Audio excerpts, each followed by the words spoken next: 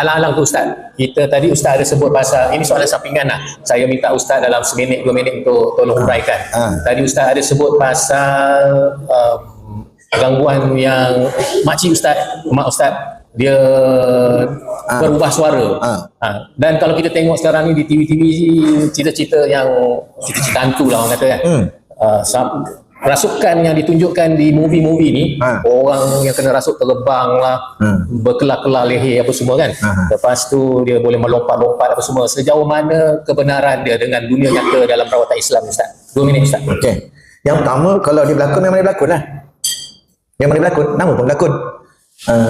Jadi dia melompat sana tu dia akan ada wayar tarik. Tapi kalau dalam realiti sebenar, ada yang boleh melompat. Kenapa dia jadi boleh kuat begitu? Sebab badan dia sudah digunakan untuk menumpang, menjadikan badan itu sebagai, dia panggil apa, mediaris, pasal perantaraan.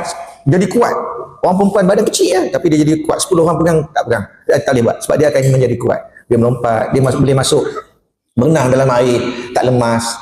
Beginilah